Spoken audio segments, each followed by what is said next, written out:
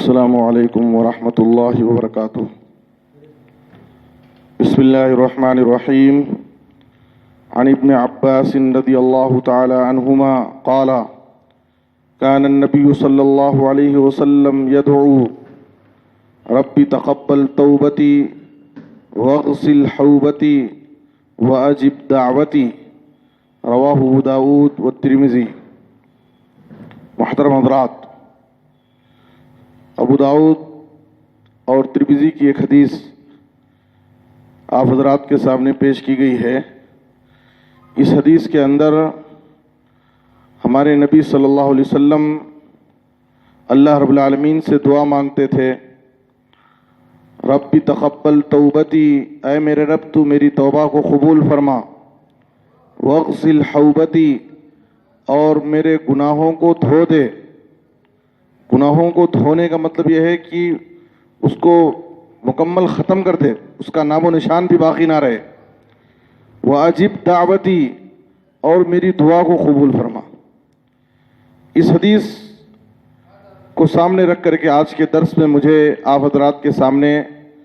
جو بات پیش کرنی ہے، اس سے پہلے درس میں بتایا گیا کہ نبی صلی اللہ علیہ وسلم فجر کی نماز کے بعد سلام پھیرنے کے بعد یہ دعا پڑھتے تھے، اللہم انی اسألک علما نافعا ورزقا طیبا وعملا متقبلا۔ تو اس سے پہلے کے دروس میں علم نافع اور رزق طیب، پاکیزہ حلال روزی کے بارے میں کچھ باتیں عرض کی گئیں۔ اس دعا کی جو تیسری چیز ہے عملا متقبلا، مقبول عمل، اس کے بارے میں آج کے درس میں بیان کیا جائے گا کہ ہر مومن کو، ہر بندے کو عمل کرنے کے بعد، نیکی کرنے کے بعد، اللہ کی عبادت کرنے کے بعد قبولیت عمل، قبولیت عبادت کی فکر ہونی چاہیے کہ ہمارا ہر عمل، ہماری ہر عبادت، ہماری ہر نیکی اللہ کے پاس قبول ہو جائے۔ ورنہ انسان اپنی زندگی میں کتنی بھی نیکی کر لے، کتنی عبادت کر لے، کتنے اعمال کر لے، اگر وہ اللہ رب العالمین کے پاس قبول نہ ہو تو اس کی کوئی حیثیت نہیں ہے۔ اسی لیے آپ دیکھیے کہ انبیاء کرام کو اپنے اعمال کے قبول ہونے کی بڑی فکر ہوتی تھی۔ صحابہ کرام کو، سلف صالحین کو اپنے اعمال، اپنی عبادتوں کے قبول ہونے کی بڑی فکر ہوتی تھی۔ آپ دیکھیے ابراہیم علیہ السلام کی دعا جو قرآن مجید میں سورہ بقرہ کی آیت نمبر 127 میں اللہ رب العالمین نے ذکر کی ہے، وَإِذْ يَرْفَعُ إِبْرَاهِيمُ الْقَوَاعِدَ مِنَ الْبَيْتِ وَإِسْمَاعِيلُ رَبَّنَا تَقَبَّلْ مِنَّا إِنَّكَ أَنْتَ السَّمِيعُ الْعَلِيمُ۔ یہ ابراہیم علیہ السلام اور ان کے بیٹے اسماعیل علیہ السلام دونوں اللہ کے حکم سے خانہ کعبہ کی تعمیر کر رہے ہیں، خانہ کعبہ کی بنیادوں کو اٹھا رہے ہیں، اور اس موقع پر یہ دعا کرتے جا رہے ہیں کہ اے ہمارے رب تو ہماری طرف سے اس عمل کو قبول فرما لے، بے شک تو سننے والا، جاننے والا ہے۔ سلف صالحین میں وہیب بن ورد اور دیگر سلف سے یہ بات ثابت ہے کہ وہ ابراہیم علیہ السلام کی اس دعا پر کے بارے میں کہتے ہیں کہ ابراہیم علیہ السلام اللہ کے خلیل ہیں اور اللہ کا گھر تعمیر کر رہے ہیں، اللہ کے حکم سے تعمیر کر رہے ہیں۔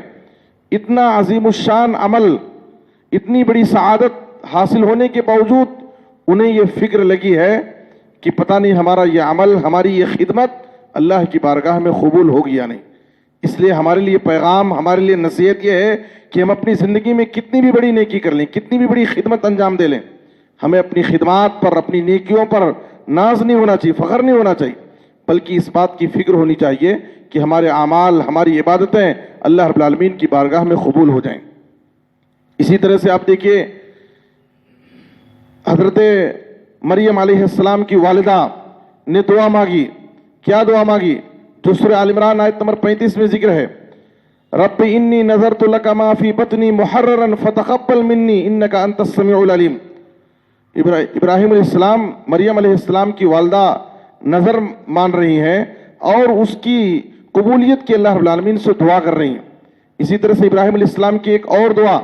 جو سورہ ابراہیم آیت نمبر 40 میں اللہ نے ذکر کیا ہے، ابراہیم علیہ السلام اللہ سے دعا کرتے ہیں، رب اجعلنی مقیم الصلاۃ ومن ذریتی ربنا وتقبل دعا، اے میرے رب تو مجھے نماز قائم کرنے والا بنا اور میری اولاد کو بھی نماز قائم کرنے والا بنا،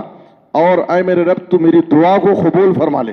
تو ابراہیم علیہ السلام اپنی دعاؤں کے قبول ہونے کی اللہ سے دعا فرما رہے۔ تو یہ انبیاء کا طریقہ ہے، انبیاء کو اس بات کی فکر لگی ہے کہ ہماری دعائیں، ہمارے توبہ، ہماری نیکیاں، ہماری عبادتیں اللہ رب العالمین کے پاس قبول ہو جائیں۔ کہیں ایسا نہ ہو کہ زندگی بھر ہم محنت کریں، عبادت کریں، لیکن کسی نقص کی وجہ سے، کسی خامی کی وجہ سے ہماری وہ نیکی، وہ ہمارا عمل قیامت کے دن اللہ رب العالمین کے پاس رد کر دیا جائے اور ہم آخرت میں خسارہ اور نقصان اٹھانے والوں میں سے ہو جائیں۔ آپ دیکھیے صحابہ کرام کو کیسی فکر ہوتی تھی۔ سورہ مومنون کی آیت نمبر 60 میں اللہ تعالیٰ نے ذکر کیا ہے والذین یؤتون ما آتوا وقلوبهم وجلہ انہم الی ربہم راجعون۔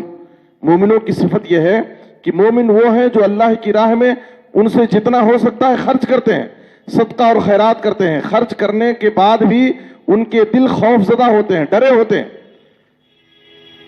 عائشہ رضی اللہ تعالیٰ عنہ نے ترمذی کی حدیث میں اس آیت کی تفسیر ہے، نبی صلی اللہ علیہ وسلم سے سوال کیا کہ یہ وہ لوگ جو جن کے دل میں خوف ہوتا ہے، ڈرتے ہیں، کیا وہ لوگ ہیں جو شراب پیتے ہیں، چوری کرتے ہیں، زنا کرتے ہیں؟ تو آپ صلی اللہ علیہ وسلم نے کہا لا یا بنت الصدیق، اے صدیق کی بیٹی صدیقہ، یہ آیت شرابیوں، چوروں اور زانیوں کے بارے میں نازل نہیں ہوئی ہے، بلکہ وَلَكِنَّهُمْ يَصُومُونَ وَيُصَلُّونَ وَيَتَصَدَّقُونَ وَيَخَافُونَ أَلَّا يُقْبَلَ مِنْهُمْ، بلکہ یہ وہ لوگ ہیں جو نماز پڑھتے ہیں، روزہ رکھتے ہیں، صدقہ اور خیرات کرتے ہیں، پھر بھی ان کو اس بات کی فکر ہوتی ہے، ان کے دل میں خوف ہوتا ہے کہ پتہ نہیں ہماری نماز اللہ کے پاس قبول ہو رہی یا نہیں، پتہ نہیں ہمارے روزے اللہ کے پاس قبول ہوئی یا نہیں، پتہ نہیں ہمارا صدقہ اور خیرات اللہ کے پاس قبول ہوا یا نہیں۔ تو اپنے اعمال کی قبولیت کے بارے میں ان کو فکر لگی رہتی ہے اور ان کے دل میں ڈر خوف ہوتا ہے۔ اسی طرح سے ایک اور آیت جو سورہ مائدہ کی آیت نمبر 27 میں ہے،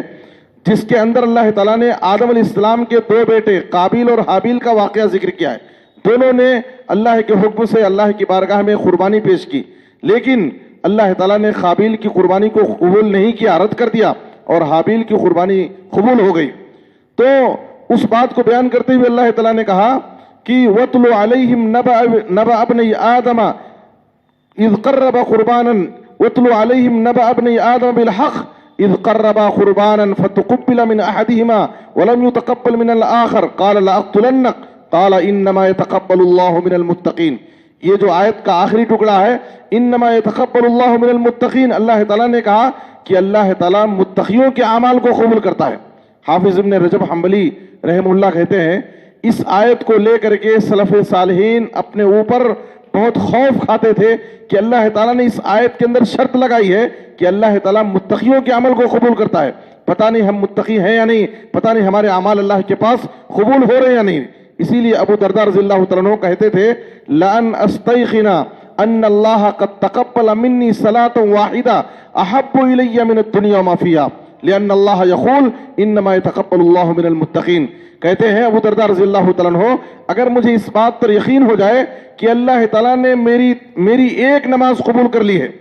اللہ تعالیٰ نے میری ایک نماز قبول کر لی ہے، اگر مجھے اس بات پر یقین ہو جائے تو یہ چیز میرے لیے دنیا و ما فیہا سے بہتر ہوگی۔